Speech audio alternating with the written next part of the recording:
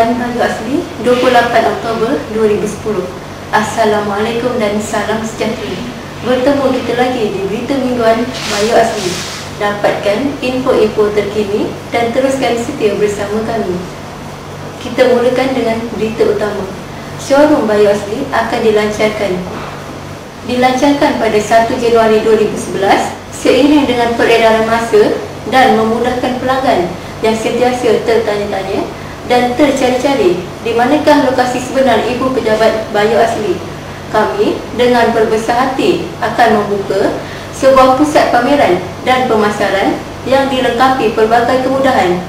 Direka khas dengan dekorasi moden dan terkini, kemudahan internet dan wifi, pusat dan pakar konsultan, kemudahan pendaftaran dan pusat belian.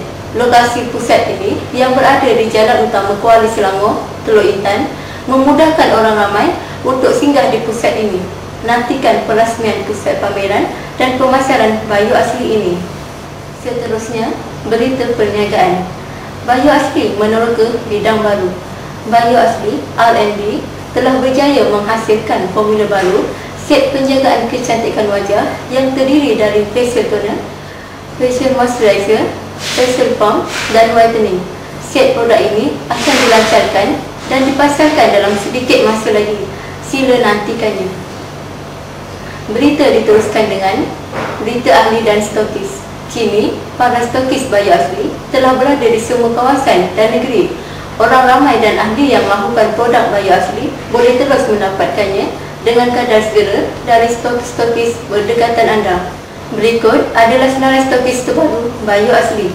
SB 975 Ahmad Risauddin, kawasan Rompin, Italian 013 970 8857. SB 976 Ummu Samayah Muhammad Yusof, kawasan Petaling Jaya, talian 012 278 0878. SB 977 Fazilah binti Alias, kawasan Subang Jaya, di talian 019 688 2060.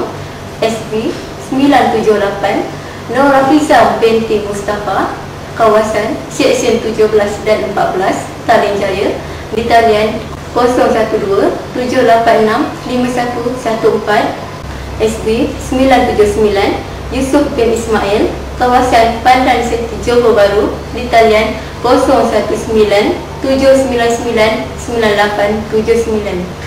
Seterusnya, berita testimoni dan produk. Kopi kelapa dara, kopi rebutan para suami dan isteri.